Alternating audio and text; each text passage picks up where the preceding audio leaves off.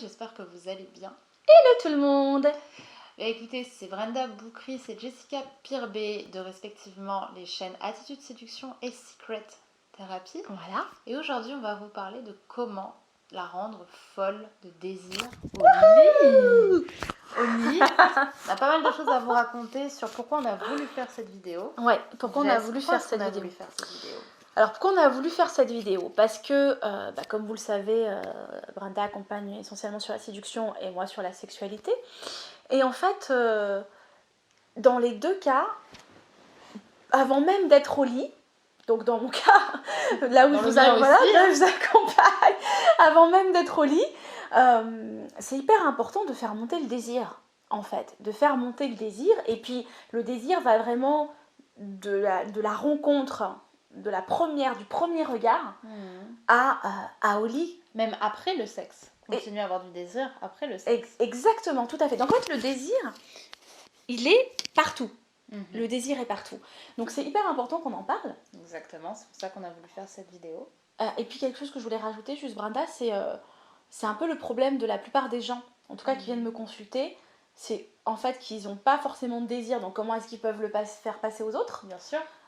Ou bien dans le couple, il n'y a plus de désir, et puis hors, voilà, donc bref, le désir est partout, donc on va le raviver. Exactement. Et moi, j'ai voulu faire cette vidéo aussi, et on va en parler juste après sur comment.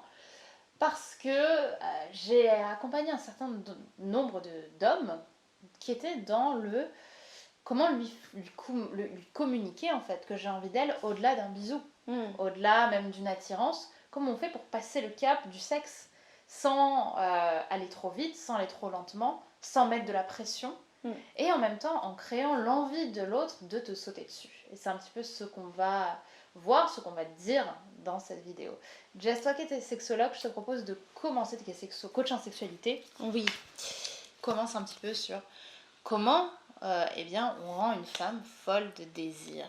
Alors comment on rend une femme folle de désir? Alors on est deux femmes en plus, donc l'idée c'est qu'on vous en parle librement et sans tabou.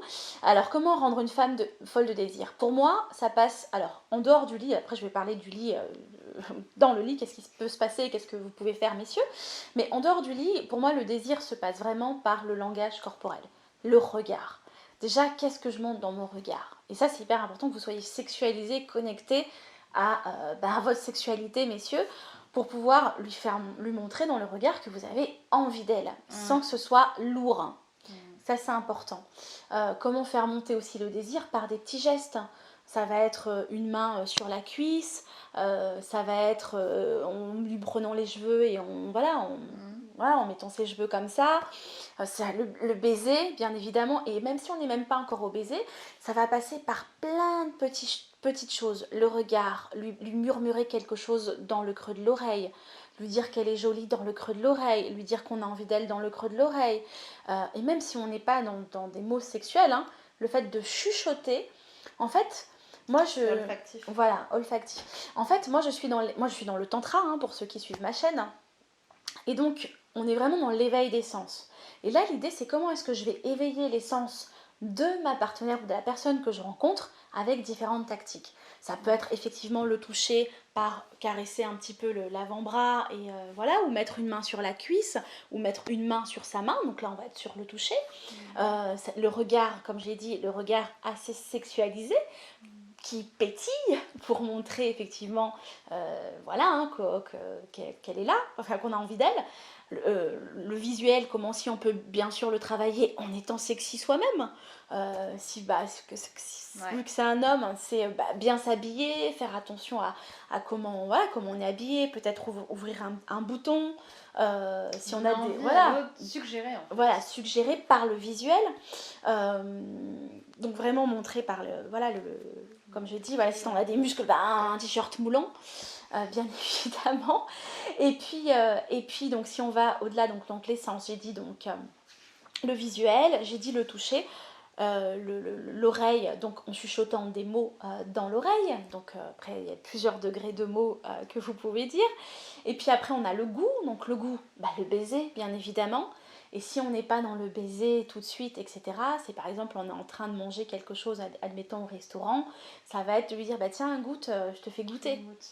Non pas en lui donnant la cuillère, hein, Oui. en tendant le morceau dans sa Voilà, bouche. exactement. Qu'elle ait l'impression de croquer un peu de vous quelque part. Voilà, exactement. Donc là, on va être plutôt dans le goût. Et puis après, le dernier, c'est l'odeur. Bah bien sûr, l'odeur. Sentez bon.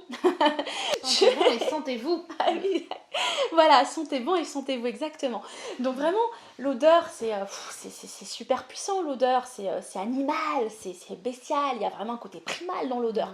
Donc Ouais. utilisez l'odeur. N'hésitez pas à aller la sentir et en même temps vous faire sentir, etc. Ou vous approchez d'elle parce que vous êtes parfumé, bah, vous allez lui passer un petit peu, éveiller ses sens. Donc vraiment, utilisez les 5 sens. Voilà mon secret. Voilà son secret. Bon, et le mien du coup, j'ai une phrase que j'adore dire en coaching, en conférence et en formation. C'est le sexe se joue avant le sexe. Donc ça revient un petit peu à ce qu'a dit Jess, mais on va le dire d'une autre façon. Peut-être que ça vous parlera plus. C'est que pour moi, tout se prépare avant. Une femme notamment, la plupart du temps, ne va pas avoir instinctivement envie d'un homme. Comme ça, de façon primale, de façon primaire. Il faut bien vous rappeler que les hommes et les femmes ne fonctionnent pas de la même manière. L'homme, il a un désir instantané, je crois, de 90%. Le désir spontané de l'homme, il est à 80%. Voilà, 80%. Tandis que la femme, il doit être 5-6%. à une dizaine de pourcents. Voilà, 5-6%.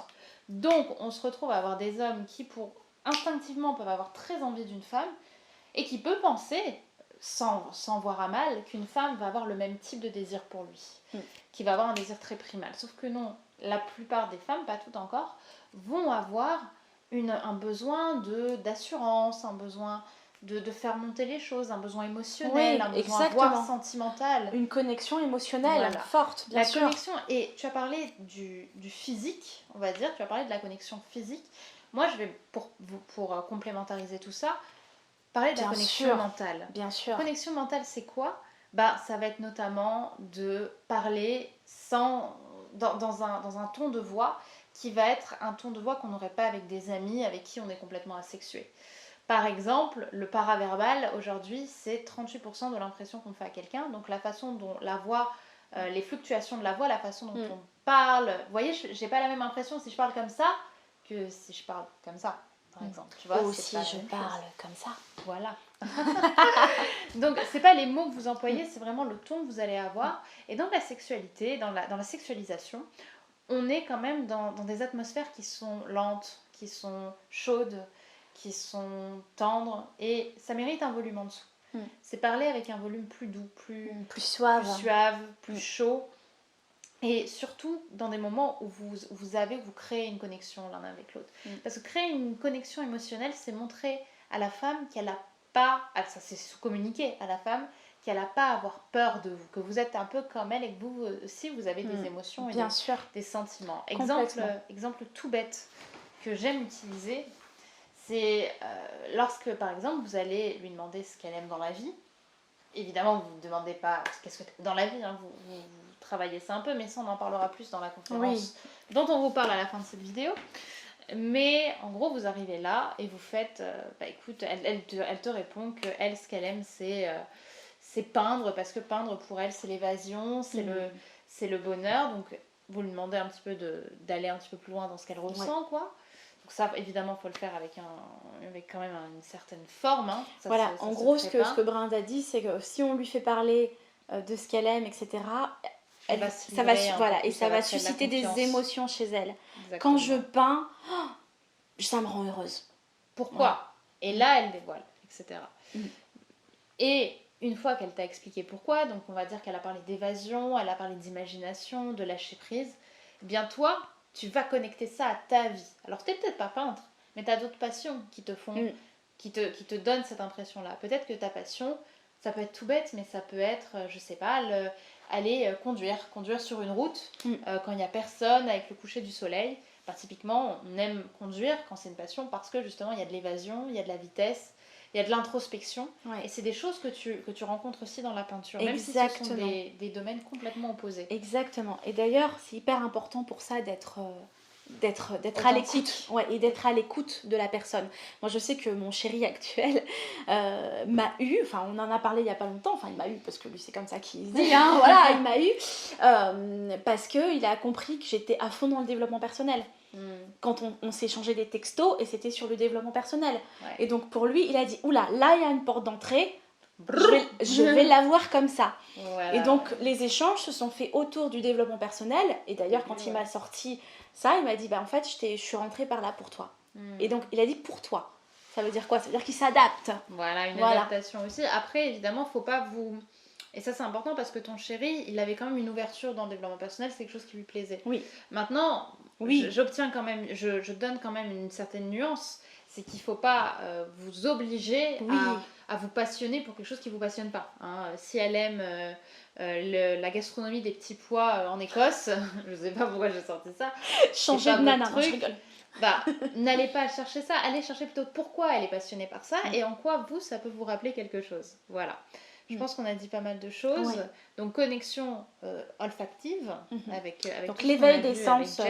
Voilà, l'éveil des sens, moi je suis plutôt dans la sexualité. Oui, donc, voilà. Et puis le côté un peu plus, on va dire, un peu émotionnel. Plus émotionnel, un peu plus, comme je vous ai parlé de la voix, des connexions émotionnelles, parce que c'est comme ça qu'une femme va aussi avoir confiance en vous. Ça passe par le corps, mais ça passe aussi par l'intelligence de vos... La cohérence de vos dialogues, de vos échanges. L'intelligence émotionnelle. L'intelligence émotionnelle, parce que la plupart du temps, pour créer une relation, pour qu'une femme, ou même qu'un homme, soit attiré, il faut qu'il y ait les deux. Exactement. Mais alors, quand est-ce qu'on va parler des deux, Jess? C'est pas une belle transition, ça? Complètement. Eh bien, écoutez, on a une grande nouvelle à vous annoncer. Si vous ne le savez pas, on va parler de tout ça dans le détail. On va parler d'amour, on va parler de relations, on va parler de couple, on va parler de séduction, de sexualité, de sexe, dans notre conférence 30 jours pour trouver l'amour. Et cette conférence sera le 23 juin. Alors notez dans votre agenda. 23 juin à Paris. Donc 23 juin 2019. Je ne sais jamais quand est-ce que tu regardes cette 2019, vidéo. Donc dans quelques semaines, hein, bientôt. Donc ce qu'on t'invite à faire pour réserver ta place, parce qu'attention, on est sur un nombre de places limité, sachant qu'on aura un apéro pour discuter avec vous, il y aura des petites surprises, etc. Vous gâter. On va parler d'amour dans tous ses sens du terme et vous allez repartir de cette conférence avec un savoir tellement énorme que votre vie va potentiellement, même carrément à mon avis, avoir une belle évolution. Parce que ce n'est pas des choses qu'on vous apprend partout et surtout ce ne sont pas des choses qu'on vous apprend sur Internet parce qu'on va parler des tabous. Exactement, on va parler des tabous et on va vraiment vous transmettre... moi je suis en sexo et couple. Ouais. Tout ce qu'on sait, tout ce qu'on ne nous dit pas. Tout ce qu'on ne nous dit pas. Tout ce qui fait que nous-mêmes on a dû apprendre un peu à la sueur de notre, de notre corps. Et puis on aura du dialogue. Vous allez et puis avec notre expertise, bien évidemment. Sûr. Voilà. Donc 2 expertises rien que pour vous. 23 juin, on se retrouve très vite. Voilà. Pour commander ta place, c'est en description sur sa chaîne ou sur la mienne. Dépêchez-vous parce qu'il n'y en aura pas pour tout le monde. C'est une chance que vous n'aurez peut-être pas toujours l'occasion d'avoir. Allez, bisous. Bye.